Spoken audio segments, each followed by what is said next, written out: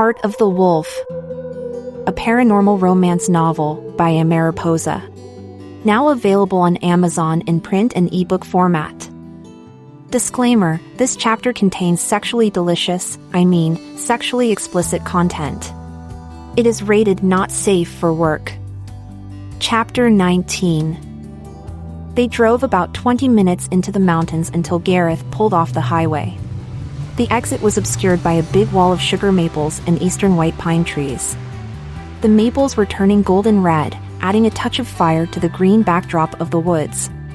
Maddy saw a faded wooden sign that read Eagle Outlook Campground and Rest Area.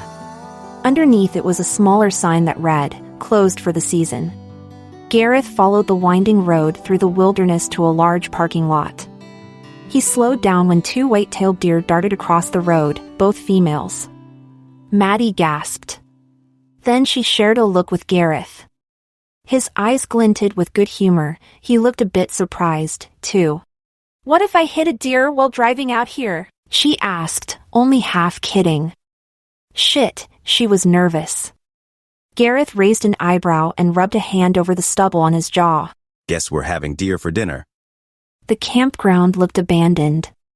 Maddy saw a trailhead blocked off by a metal barrier. Another sign read, Campground Closed. The parking lot was wide and spacious, and covered in fallen red maple leaves bigger than her hands, no signs of people or parked cars. There was plenty of room for a new driver to get comfortable behind the wheel.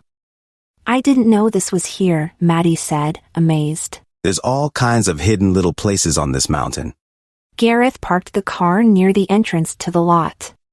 He turned off the engine, then he turned to her. She jumped a little. Fuck, he was so close. Over the last few days, she had forgotten what it felt like to be in his presence, his heat, his scent, his intense eyes. The energy between them was magnetic. She felt a little jittery, or maybe that was the energy drink kicking in. "You ever driven a car before?" Maddy blushed, embarrassed but eager to impress him. "Yeah, duh, of course, like who hasn't?" His eyebrow went up, a look she definitely recognized, but he didn't question her. He held out his keys. "All you." Maddy took the keys nervously. In truth, she had never sat behind the wheel of a car before, and she knew jack shit. Then Gareth opened the car door. They both got out and traded places, so that she was behind the wheel and he was in the passenger seat.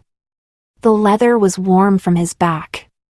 She felt like a creeper, but she enjoyed the residual heat. "Pull up the seat so your feet can reach the pedals." "Right, sorry, I know that." "No need to apologize." She blushed as she pulled up the chair. Her legs were much shorter than his. Then she fastened her seatbelt. He made her adjust the rear view and the side mirrors until she could see her surroundings comfortably. Maddy felt nervous as she stuck the keys in the ignition. "All right, show me what you got." Maddy turned the key and the engine started. She knew that much. Then she tried to put the car in drive, but nothing happened. The stick wouldn't move. Gareth pointed down below to her feet. "I want you to put your foot on the brake." "Okay, good. Now you can change gears. Put it in drive. That's neutral, one more." "Okay, good." He talked her through it slowly and gently. Then he made her take her foot off the brake. The car jumped forward. She braked suddenly and gasped as the seatbelt caught her weight. "It's a big engine, it has a kick. You okay?" "Yeah, for sure." Her hands gripped the wheel. She was a little shaken. It took her a moment to relax. Gareth took off his sunglasses and hooked them in the neck of his washed-out gray t-shirt. Then he waited until the tension left her shoulders and she loosened her grip on the wheel. She took a deep breath, forcing herself to relax. "All right, let's try again." This time, Maddy drove in a slow circle around the lot like a limping deer. Go, stop, go, stop. She was so nervous. Her anxiety was like a high-pitched whine in the back of her head. He encouraged her with soft words as she got used to the feeling of the car and the wheel. Then he started explaining what all the knobs on the dashboard meant: the oil, the speedometer, the engine light, the mileage. The sound of his voice was soothing. He continued explaining to her how the starter worked, and how to tell if the battery was dead or if the starter was broken, or if the car had an engine problem. He rambled a bit. She hadn't heard him talk about cars before. It was kind of endearing. It took her mind off her anxiety, and she discovered that she liked seeing the side of him. He seemed relaxed and open. As a mechanic, he knew a lot of technical information about cars and engines that she would never remember. She listened to him with her lips slightly parted, nodding at intervals and trying to follow along as the car moved forward. Over time, she grew more confident. She pushed her foot farther and farther down on the pedal. The car rushed forward. Shit! Fuck! Sorry! She braked again and gasped when they came to a sudden halt. That's okay, baby girl. Geez, don't coddle me. I can handle this. Maddy snapped without meaning to. She was annoyed, but she didn't know why. Maybe because she wanted to impress him with how independent, capable, and adulty she was. But by now, he probably guessed she had lied about her driving experience. Which was twice as embarrassing. Gareth responded calmly. Far from being offended, he seemed amused by her irritation. I just don't want you to freak out. This is new for you, and you got that anxiety thing. What anxiety thing? The one that gives you panic attacks. Yeah, well, I'm not going to have a panic attack right now. If you say so. Gareth was quiet for a moment, studying her with intelligent hazel eyes. Geez, did he have to look at her like that? Like he was a coach about to bench her. Then he shrugged his big shoulders, propped his elbow up on the door, and leaned back against the passenger seat. All right, ready to go again? Of course I'm ready. Don't go easy on me. I can handle it. Gotcha. I'll remember that for next time. Maddy shivered, wondering at the private meaning of his words. She went in a circle around the parking lot again.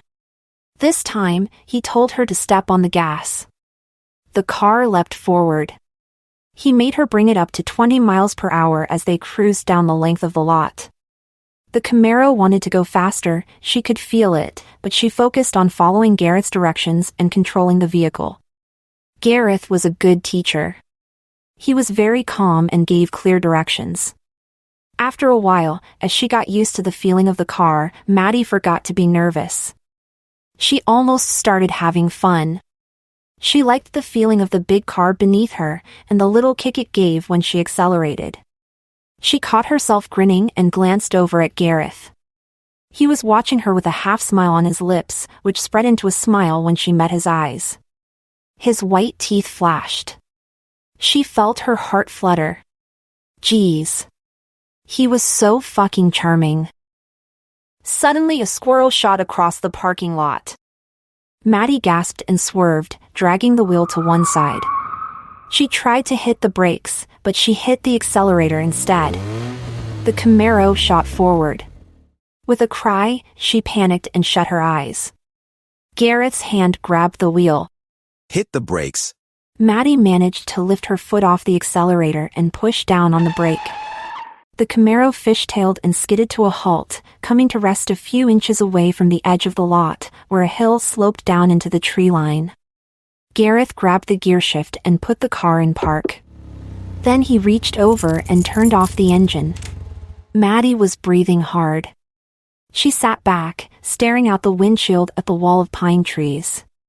A dim, orange sunset filtered through the thick branches, reflecting off the glass window. The silence was deafening. Then Gareth reached over and unfastened her seatbelt. You all right? She nodded, her heart racing. She thought she might throw up. Let's get out of the car. Take a breather. I'm sorry. For what? Nothing bad happened. Is the squirrel okay? Gareth laughed, a big, manly guffaw. Then he opened his door and got out. He looked around. Yeah, the little fucker is fine. How about you? You all right? You sure you're not having a panic attack? We should have brought your CBD pen. He walked around to the driver's side and opened the door for her, then helped her climb out of the vehicle. Maddy's legs were shaky and her eyes were watery. No, I'm okay, really. Maddy did her best to reassure him. She hated getting so freaked out over a dumb squirrel. It was nice to get out of the car, though. She felt better standing on her own 2 feet. Less claustrophobic. Behind her, the Camaro sat innocently at the edge of the parking lot with a bit of steam rising from the hot engine. As her anxiety lessened, she grew more self-conscious. All right, so now she just felt embarrassed. I'm sorry, she started again. Stop. It was my fault. I distracted you. Should have reminded you to keep your eyes on the road. Shit happens fast when you're driving. Yup, it does. So that was fun, but I say we call it quits for today. Gareth pushed his hands in his pockets and glanced up at the sky. You did a good job, Mads. We got some daylight left. You want to take a walk? Yeah, sure. Maddy smiled a little awkwardly. He grinned back. Then he nudged her with his big arm. Hey, you did good. He repeated himself, trying to cheer her up. She let out a breath she didn't realize she was holding. Then she nodded. Yeah, it was all right. Next time will be easier. If you'll trust me with your car again. This POS? Dent it up as much as you want. I'm rehabbing it anyway. Maddy grinned. He winked at her in a roguish kind of way. Then Gareth walked across the parking lot to the grass, his hands shoved casually in his pockets. The head of a walking trail opened up near the far end of the rest area between 2 big, red sugar maple trees. It looked like it led to the abandoned campground that Maddy had spotted earlier. Walking down forgotten trails always made her feel like she was on an adventure. She followed Gareth onto the winding dirt path. They started into the woods. The trail hadn't been cleared in a while. She wondered how long the rest area had been closed. At least a year, she surmised, looking at the amount of ferns, grass and fallen branches obscuring the walking path. A thick layer of pine needles cushioned her feet. Birds chirped merrily in the tree branches. She saw the pesky squirrel again running up a large old pine mother, its bushy tail teasing her. Watch out here. Gareth stepped over a fallen branch with a lot of sharp, pointy bits on it. I see it. Maddy walked around the debris. Being in Gareth's presence, looking at his broad shoulders and muscular back from behind, made her feel safe. She was reminded again of their first meeting in the woods when she was 14, when he carried her back to her trailer in the middle of a summer storm. He knew the mountain well. He was an outdoorsman, she could tell. They had that in common. The woods were also her happy place. As they walked under the magical emerald canopy, she felt the tension leave her shoulders. She took in a deep breath of pine-scented air. A chill autumn wind brushed her cheeks. Not everyone loved the dense woods, but for her, this place was paradise. As they walked, Gareth asked, So how was your week? She shrugged. It was kinda rough. I got detention. He turned to look at her. His gaze was surprisingly stern. Not what she expected at all. Really? What did you do? You fighting those girls again? Damn, he sounded so serious. She felt like a child admitting something bad to their parents. I didn't get into a fight, so you can stop looking at me like that. That's good. So what happened? She fiddled with the string on her hoodie, trying to gather her thoughts together and evade his intense gaze. Finally, she admitted to him. I got 3 days. But I already went to 1 session at lunch. I'll finish the rest this week, so it's no big deal. Her hands trembled, giving her away. Shit, she shoved her hands into her pockets, but not before he saw through her bravado. Maddy tried to look unfazed, but it was hard. He made her feel guilty for no reason. 3 days is a lot, Mads. We talked about this at Zippy's. Tell me honestly, did you get into a fight? No, I didn't do anything. Then why'd you get detention? I was set up. Now you just sound crazy. Maddy sighed. Well, fuck. The principal would agree with you. He didn't believe me either. Look, Kaylee Makovich and her freak friends locker bombed me. They stuffed my locker full of condoms. What? He sounded incredulous. It made her pause, her feet coming to a halt on the dirt trail. He stopped next to her. Then she continued in a rush, staring down at the ground. Yeah, so, they stuffed my locker full of condoms. When I opened it, the condoms all spilled out over the hall. The video went viral and I got detention for having sex stuff in my locker. You got detention for the condoms? Yeah. Maddy watched Gareth run a hand through his long black hair. He looked away, then back down at her. So that's why you said it was a setup. Did you tell the principal what happened? Yeah, but like I said, he didn't believe me. I have a record of different offenses with the school district. Like, an ongoing one. For how long? Since middle school? Gareth was quiet. Maddy felt anxious, trying to discern the expression on his face. He was gazing out at the woods in thought, his eyes focused on some unseen point in the distance, his brows knotted. She felt as vulnerable as she had that night at Zippy's when Kaylee confronted her by the soda fountain. He had teased her then and called her a hot mess. Maybe it was a little less cute now. So yeah. The administration doesn't like me.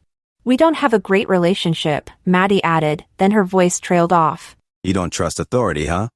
She shrugged. She felt awkward answering him.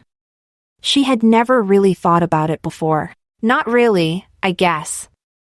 Not like they've ever helped me at school, and my dad's worthless. I've always been on my own. Do you trust anybody? Sure. Who? He turned to stare at her with those piercing eyes, and she avoided his gaze. Myself, she finally said. He didn't seem pleased by her answer. But not me. Maddy hesitated. She couldn't lie. Honestly, they barely knew one another. She hedged. I think you're trustworthy, You know, people are people.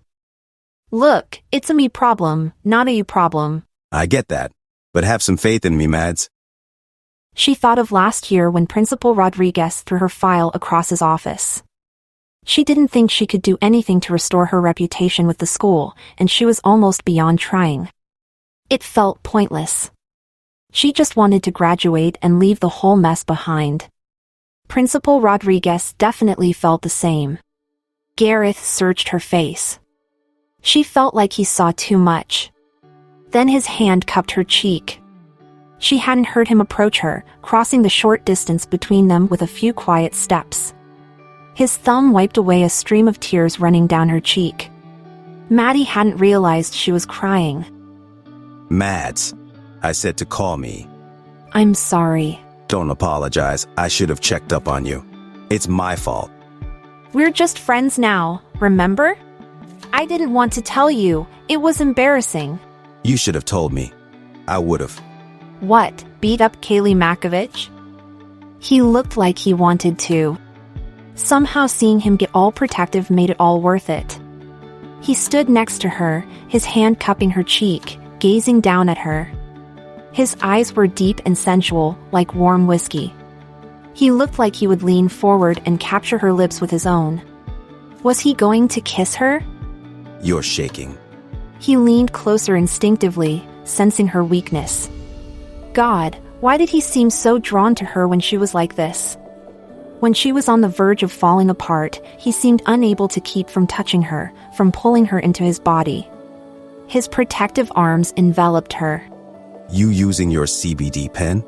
No, I forgot. Fuck, why do you even care? Maybe I like it. When I feel like you need me. Maddy was surprised. What was she supposed to say to that? But I'm such a shit show. Yeah, well, that's just life. He rested his forehead against hers, leaning down from his great height. He held her like that for a few minutes, until Maddy felt her powerful emotions subside. When she was truly calm, she pushed away, and he released her from his embrace. She wiped her eyes and looked around. The woods were a lively place, full of birdsong and rustling leaves. It was difficult to stay sad when she was surrounded by this much raw beauty. There was still an hour or so of daylight left. Let's make the most of it, she thought. She grinned up at Gareth mischievously. He caught her look and gazed at her as though entranced. He almost looked bewitched. Was it her smile? No way. She couldn't have that effect on a guy like him. With a burst of energy, Maddy playfully dashed up the path ahead of him. She called over her shoulder, "Come on, I'll race you." Race me. Guess that means you're feeling better. Better get moving. This time, I'm not gonna go easy on you. He lunged after her, and with a yelp, she dashed off down the trail. Running through the forest with Gareth behind her was exhilarating. He was tall and athletic, but Maddy was a fast runner despite her curvaceous figure. And she had a lot of energy. She bounded through the woods, the trail at times becoming obscure and difficult to follow, then emerging again between ferns and bushes. She laughed as she made her way down a stair-like series of tree roots. Then turning, she followed the trail along the banks of a little stream. Gareth followed right behind her. He allowed her to lead for a little while. Then he jumped ahead when the trail widened out. He yanked her hood up over her head as he passed her. "Hey, not fair!" She laughed, pulling her hood back down. She fell into step behind his broad frame. She was impressed by his stamina and easy elegance as he ran through the woods. They ran for about a mile before her breath began to labor in her lungs. But Gareth looked like he could jog up the whole mountain. She started to slow down, a stitch in her side, and he glanced over his shoulder. He shortened his stride so that she didn't fall too far behind. Damn him, he's in way better shape than me. Her eyes focused on his long black hair. For a moment, she was reminded of the black wolf that led her and Joker home the other day. As she stared at his back, she felt like she was going into a strange trance. Suddenly, her vision swam. The light beneath the trees seemed to change. She felt like she was moving underwater. As though a dream had overcome her, Maddy found herself running behind a black wolf. He loped ahead of her through the woods. She knew him. His presence. His strength. She followed him naturally, her paws thrumming on the soft earth, the mysteries of the wet forest apparent to her keen ears and nose. Her hot breath rose in little puffs of mist in the cold air. She glanced down. She was a wolf, too. It didn't surprise her at all. It felt right. Maddy came out of her wolf vision as she tripped over a rock. She stumbled forward with a gasp. Her head spun and she lost her balance. "Gareth," she shouted, suddenly dizzy and scared. He turned just in time to catch her. She barreled into his chest as she was falling. He grabbed her in a bear hug and spun her around so they avoided falling on the ground. He steadied her. She clung to his powerful embrace, pressed into his chest, her head spinning. What happened? You all right? "I don't know. I'm dizzy. I need to sit down," she panted, her heart racing. She gripped him tighter for balance. All right. Over here. He helped her to a log where she half collapsed onto it. He hovered over her protectively. Maddy sat heavily and put her head in her hands. She felt like all of her senses had become more vivid. The sound of birdsong was almost painful. The sharp scent of the forest floor was filled with mold, humus, and beetles. She could smell beetles? That's weird. My head is buzzing. What do you mean? I can't catch my breath. You gonna pass out? What's happening to me? Am I sick? He was silent. Gareth? He still didn't answer. She gripped his hands, looking up at him. Did he know something that she didn't? Why didn't he seem more worried? Easy, Mads. You're doing fine. Fine? What does that mean? Stay calm. You're hyperventilating. Like hell. A branch suddenly snapped behind them. Gareth looked up, his eyes sharpened. He turned away from her to face the trees. Who the fuck are you? Maddy stared past him down the forest trail. A figure stepped out from behind a large red pine tree. She released a breath. It was a middle-aged man wearing a puffy orange jacket and a wool beanie. In his hands, he carried a pair of giant binoculars. The man grinned. His grin was very wide, like a big curving moon across his skinny face. Hey there. Sorry to startle you, just bird watching. Easy, big guy. Is your girlfriend all right over there? She looks pale. None of your business. What are you doing way out here? Strange time of day to go bird watching. Oh, I'm staying at the campground. Campground's closed. Right. I'm just passing through. Staying there tonight. The man's shit-eating grin never faltered. He looked very tan, like he spent most of his time outdoors. As he drew closer, Maddy caught a weird smell about him. It was bitter and noxious, unlike anything she had smelled before. It made her head feel worse. She rubbed her nose, annoyed by the stench. Her eyes started to water. What is that? She wondered. She shouldn't be able to smell him at this distance, especially in the open woods. Gareth took a step to the right, placing his body between her and the man like a shield. So you two live in town? Like I said, none of your business. All right, I see I spooked you good. Well, you both have a nice day. Hope your girlfriend feels better. He waved at them and continued up the trail. Gareth watched after him until he was gone. Then he looked down at Maddy. Do you smell that? Ugh. It reeks. Wolfsbane. The man was carrying it on him. Wolfsbane? Isn't that a plant? Maddy's stomach churned, the nasty smell still lingering in her nose. Yes, it's an herb, also called monkswort, supposed to ward off werewolves. It's very poisonous. Well, that's just nuts. Or maybe not, she thought, sobering a bit. She had seen a big black wolf wandering around outside her trailer. 5 men were dead from being attacked. Maybe this guy had the right idea. So what if he was a little superstitious? I guess it's close to Halloween, so you can't be too careful, she suggested with a bit of humor. She had hoped to get a laugh out of him, but Gareth was quiet. He reached down and took her hand, then helped her stand up. Can you walk? Yeah, I'm feeling better. Let's head back to the car. I'll take you home. It's getting late. They started back up the path. Maddy noticed that Gareth kept close to her side. He was a lot more watchful now than before. His head turned this way and that, surveying the trees. He wasn't jumpy, per se, but he was a lot more cautious than their initial run through the woods. He kept a firm grip on her hand and didn't let go until they reached the parking lot about 20 minutes later. Do you think that guy was dangerous? Maddy asked as they approached the car. Gareth seemed a lot more relaxed as he unlocked the Camaro's passenger side door and opened it for her. Nah, probably just camping out illegally.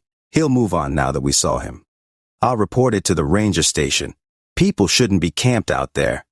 I wonder if he really was birdwatching. Again, Gareth didn't answer. She wondered at his unusual silence. It made her a little insecure. Had she upset him somehow? This was the second time she had gotten dizzy while they were together. At least this time she didn't faint. Still, she felt like she had ruined the mood. They could never have fun without something going wrong. They climbed into the car. Gareth settled behind the steering wheel and stuck his keys in the ignition.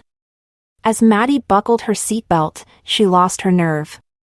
I'm sorry, she blurted out. What? Gareth looked up with a bewildered expression. Sorry I got sick, I don't know what happened. We were running and... She vividly recalled the strange vision. For a few minutes, she had imagined being a wolf. That's so crazy. Her heart began to beat a little erratically. Why a wolf? She thought of the strange man in the woods with the wolfsbane on his person. Was it a coincidence? What could it mean? Or more likely, was she finally having a mental break of some kind? Maybe it was better not to explain everything to Gareth. She wasn't crazy, and she wasn't turning into a wolf. It's nothing. Never mind. Don't worry about it. Shit happens. Gareth watched her with concern from the driver's seat of the Camaro. He reached over. His big hand landed on her knee. You okay, little girl? I'm fine. Really? If you say so. We should get you home before dark. Probably better not to worry Dean. Like he gives a shit. Gareth didn't reply to her comment. He started up the engine and the Camaro rumbled angrily to life, settling into a low growl. They drove away from the abandoned campground, merging onto Highway 20 as the sunset cast glorious golden rays through the mountain cliffs. The sky looked full of maple syrup. Deep shadows settled between the canyons of the mountains, casting the forest in dramatic light. The world seemed to hang in the balance between light and shadow. Dusk always seemed to cast a magic spell over the landscape. Majestic pink clouds tufted the sky. Maddy slouched back in the passenger seat of the Camaro, gazing out the window at the vivid sunset. In another half hour, it would be dark.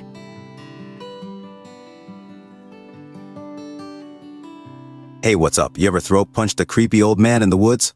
Well, I almost did. I think Maddie's gonna start her wolf change any fucking day. Like I really thought it was gonna happen a few minutes ago. I kinda wish it did. It would make this whole life mate thing a lot easier. So how do I keep this girl out of trouble? Find out in the Amazon ebook or print book if you want to read ahead, or keep listening to the next chapter, starting now. Chapter 20. Maddy and Gareth drove down the mountainside, away from the abandoned campground. The old forest road eventually merged onto Highway 20. It was only a half hour or so before nightfall. The sky was a symphony of color: gold, violet, peachy pink, and indigo blue. Billowing towers of nimbus clouds soared across the sky.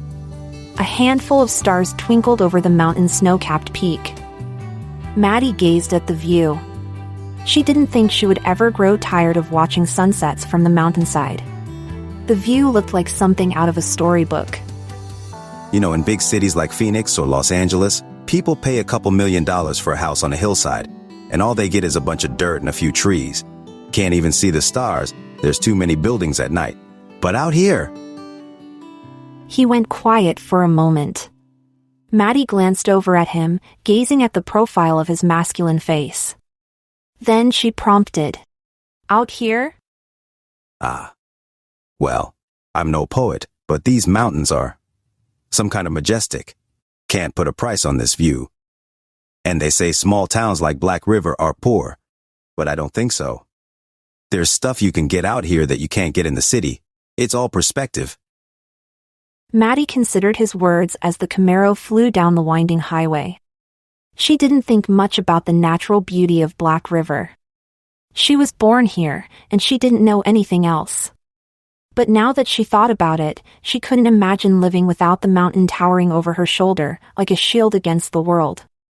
How did people survive in big smoggy cities, without a glimpse of a meandering stream or a deer walking through their backyard?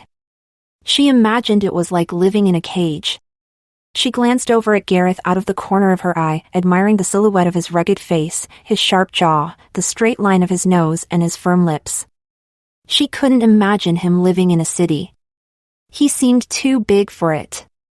Too full of vitality. The power of his presence filled the Camaro. It made her skin tingle whenever she was close to him. No.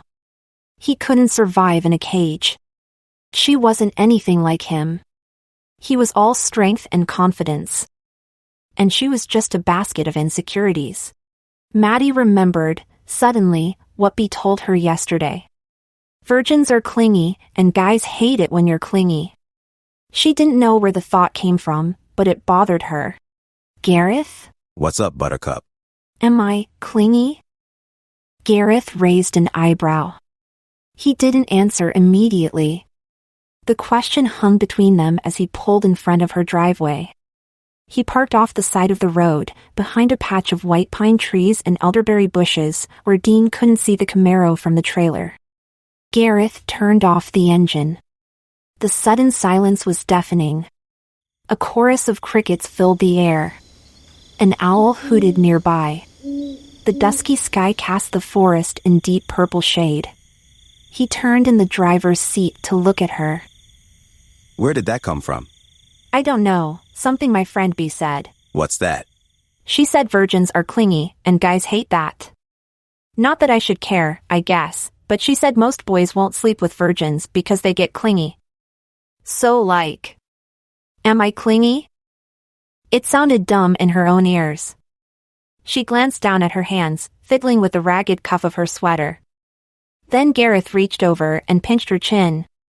The touch shocked her. I'm not a boy, Mads. You can cling to me all you want. Her stomach knotted at the sound of his deep voice. Her lips parted, breathless in the dark cab of the car. The way he said it, his voice low and husky, filled her mind with forbidden things. What was she supposed to say to that? His hazel eyes flickered to her mouth. His gaze grew hooded. Damn, you're cute. Was he thinking about kissing her? She waited, filled with anticipation. She shouldn't want this. Not after telling him to go slow. We're just friends, she reminded herself, but it was a flimsy little thought. Every time they were together, his body, his touch, his kiss was all she could think about. You got those big eyes. His voice was a rocky rumble in his chest, golden heat filled his gaze. He leaned over the center console. His hand clasped her neck, and he pulled her close to him, his lips finding hers in the dark cab of the car, his tongue slipping into the cavern of her mouth. She felt the rough brush of stubble against her chin. She gasped. The scent of him filled her nose like an aphrodisiac, making her lightheaded.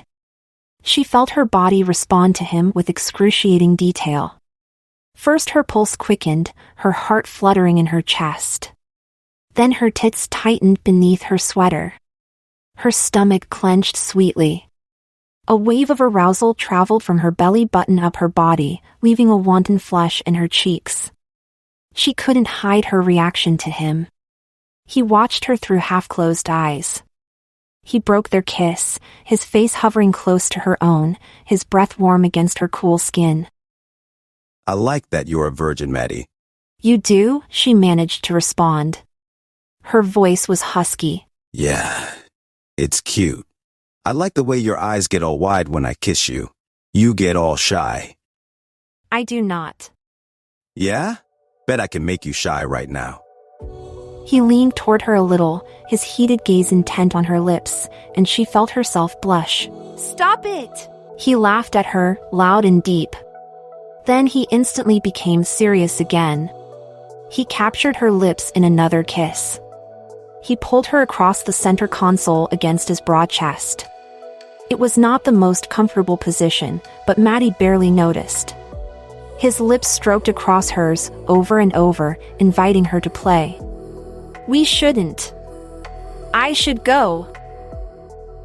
Maddy stuttered, putting her hands against the cushion of his pectoral muscles and trying to push away. What if Dean comes out and sees us? She tried to look toward the house, but Garrett's hand clasped the back of her neck. Then his mouth claimed her again.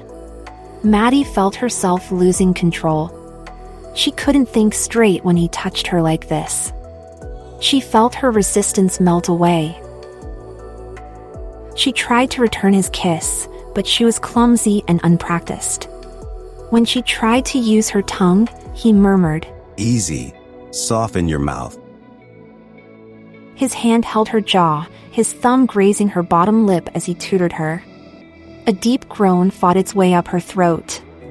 He was a good teacher, warm and encouraging and patient. He instructed her with his mouth and his tongue. When the kiss ended, she was gasping for breath, her mouth swollen and buzzing. She gazed at him with glassy eyes, her body craving his heat. You want to keep going? She nodded. He reached down and adjusted the driver's seat, giving them more room in the cab of the car. Then he lifted and contorted her like a doll until she was sitting on top of him, her legs spread, their crotches touching through their jeans. She stared into his eyes. She felt vulnerable with her legs spread wide across his lap. She was intimidated by him. His age, his dominance. But her body was on fire. She could feel the hard bulge of his member between her legs. He was so big. She admired the dramatic angles of his face, his black hair falling down his shoulders, his muscular arms. His sensual lips. Her breasts brushed against his chest. He started kissing her again. His mouth slanted across hers, capturing her tongue, devouring her. Every time she tried to take a breath, he brought her back. Take your shirt off. Here, they were parked on the side of the highway. Night had fallen and there was no traffic. The windows were fogging up from their body heat. Still, a car could drive by at any time. He grinned wickedly. Why? You shy? I'm not shy. She wrinkled her nose at him. We can stop if you want. She heard the playful challenge in his voice. She saw the glint in his eye. Why was he so intent on pushing her outside of her comfort zone? Fuck that, she muttered. His request, no, his command, made her both excited and nervous. She drew her shirt up over her head, baring her pale stomach and her gray sports bra. His hands went to her back and ran across her skin, brushing over her scars. He traced them as though memorizing them. His warm hand made delicious shivers run up her back. She liked how he touched her, like he was claiming her. Then she pulled off her sports bra. Her breasts sprang loose, heavy and swollen, her nipples pink and hard. He groaned low in his throat, or maybe it was a growl of frustration. His expression sharpened on his face, his cheeks becoming gaunt, his hunger apparent. His hand traveled to her left breast, where he grasped her pillowy flesh with blatant enthusiasm. He massaged her plump breast in his hand, rolling the soft, tender tissues with a certain amount of strength. She gasped, enjoying the pressure of his grip on her large breasts, not enough to hurt, but enough to stimulate. He lifted her breast and rubbed her swollen pink nipple across the sandpaper stubble on his jaw, shocking her. Her eyes widened. You like that, huh? He did it again. She gasped. He was teasing her, making her feel all soft and milky and delicate. His calloused thumb brushed her left nipple, sending spirals of pleasure down her belly. Heat pooled between her legs. She ached for him. He bent down and took her nipple into his mouth. It was so sensitive, she wasn't used to feeling pleasure from her breasts like this. He stayed there for a few minutes, sucking on her, making her groan and gasp at intervals. By the time his lips released her, he left a little bruise on her flesh. Then he switched his attention to the other breast. He whispered against her soft skin.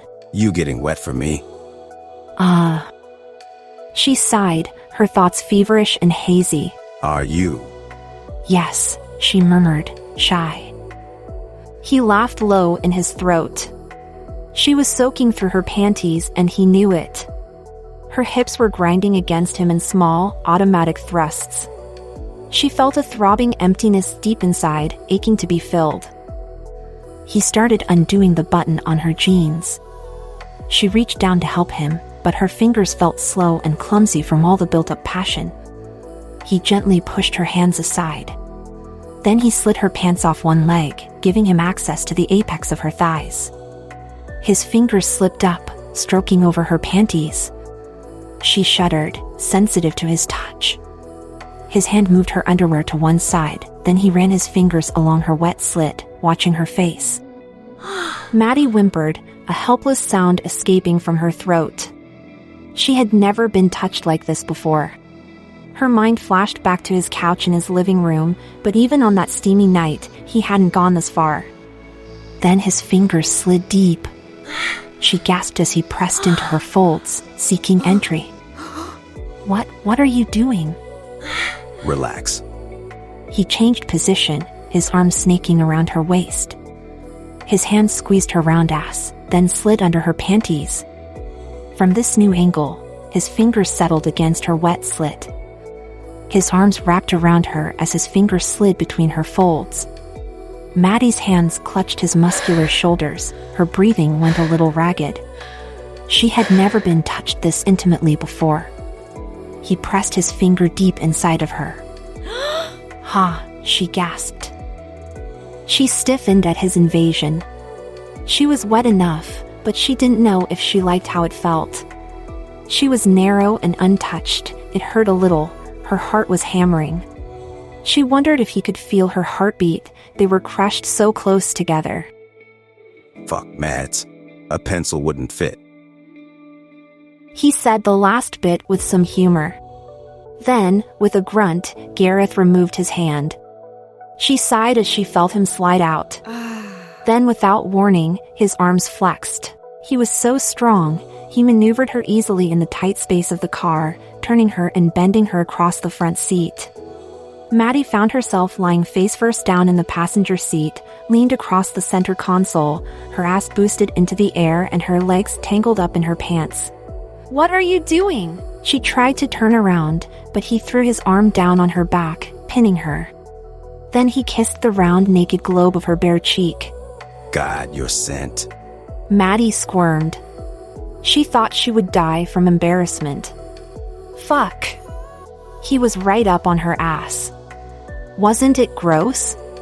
She started to plead. "Wait, stop, hold on, what are you doing? I think we should stop." Then he pressed his mouth against the core of her. Maddy lost all coherency. His big hands gripped her ass cheeks, holding her still as his tongue touched the hot, sensitive flesh at her core. She shuddered, feeling his stubble brush the sensitive skin of her thighs. His tongue slid between her folds. She gasped at the sensation, feeling his lips touch her lower lips, his teeth graze her flesh. She moaned and sobbed into her arms as he lapped at her cunt. He inserted his tongue, completely shameless, and moved it around. Fuck. What was he doing to her? Then his lips found her clit. He pressed his index finger into her once again. This time, she accepted it with a sigh. He pushed his finger deep and she felt herself stretch uncomfortably, but this was more tolerable. Without thinking, she began to push her hips back against his hand. Her body seemed to move on its own. His finger pushed in and out of her as his tongue made her slick and slippery. Little, incoherent noises escaped her mouth like a wounded animal. It was too intense. After a time, he changed positions, and she felt 2 fingers stretching inside of her. She nearly lost it, and she cried out, "Ah, it's too much. You're too deep." Huh. I'm not even down to my knuckle, baby. He switched his attention to her clit, and Maddy began to gasp brokenly. She felt so full. A tingling pressure began to build, and she thrusted back to meet him. She squirmed, trembling, dying for release. Her orgasm sprang upon her suddenly, violently. Her muscles contracted, clamping down on his fingers. Warmth flooded her body. The head rush made her dizzy. She moaned his name over and over as her muscles twitched and clenched. He didn't withdraw his fingers until the last shudder swept through her. Then she lay across the seats, limp in the aftermath. Maddy glanced back at him, her forehead sweaty, breathing hard. He gazed down at her, his face intense and focused, his eyes heavy with lust. He licked her juice from his fingers while she watched. He looked hungry, and she felt like a snack. He could have unbuckled his belt, taken out his member, and fucked her right there. She wouldn't have stopped him. You want to keep going? His voice was so deep, she almost didn't understand him. She thought about it. Her entire body swam in an ocean of warmth and bliss. She wanted him desperately, she couldn't deny that. His fingers had probed deep. She could almost imagine what it would feel like with him inside of her. Except his cock was much larger than his fingers. Then a car suddenly drove past. Bright headlights flashed through the front windshield, illuminating the angles of Gareth's face and tousled black hair. Damn. If she had been sitting upright, her naked breasts would have been clearly visible. It was a sobering thought. She felt her head clear. Now that the heat of the moment had passed, her left leg was cramping up and she noticed the car was freezing cold. Maybe we should stop. Is that all right? Yeah, of course. He helped her climb back into the passenger seat, which was surprisingly difficult. Her limbs seemed to have lost all their strength, she felt weak and uncoordinated, and kept getting tangled up in her half-removed clothing. He fished out her sports bra and t-shirt from the back seat and she pulled them on, still shy, despite everything he had just done to her body. He seemed drawn to her shyness. As though sensing her insecurity, he leaned over and kissed her. She could taste her fluids on his mouth. It wasn't as unpleasant as she was expecting. It tasted kind of fruity, actually. She noticed the scent of her arousal filling the car. "That's rank," she said, a little embarrassed. I like it. He licked his lips. Maddy felt a twinge behind her belly button as his tongue glided across his mouth. The muscles between her legs trembled sweetly. Wow, yeah. That was. Her voice faded.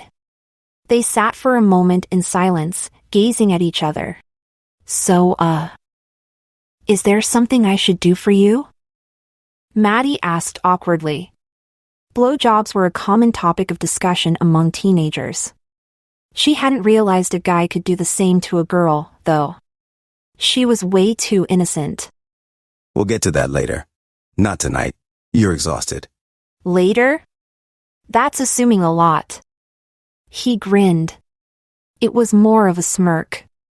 The look set her on fire. This doesn't make you my boyfriend. I'm not moving in with you. Nothing's changed. Sure thing, baby girl. All right, well, I should get going. Maddy reached for the car door, ready to go back inside. Dean would probably notice her absence if he wasn't shit-faced. Hold up. Before I forget, I got you something. Gareth reached behind his seat. Maddy was intrigued. When he straightened, he was holding a box of tea. She took it from him curiously, turning the box over in her hands. The packaging was a greenish-gray color with the brand Harvest Moon on it. She could smell the musty odor of mushrooms through the cardboard container. For your nausea and dizziness. My mom recommended it. She said it helps stabilize blood sugar. Wait, did you tell your mom about me? Maybe. Why? You like that? She said drink it in the evenings, and it'll help. Maddy took the tea from him. That's super sweet, thank you. You're welcome.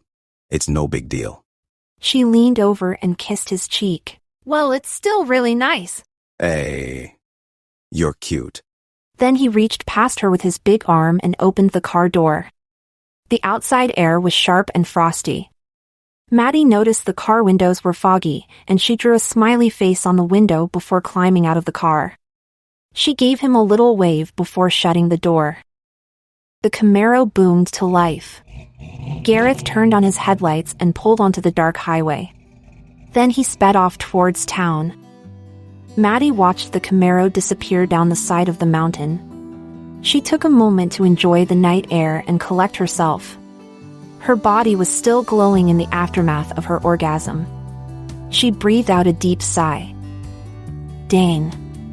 She really needed better boundaries if she was going to keep up the friends thing.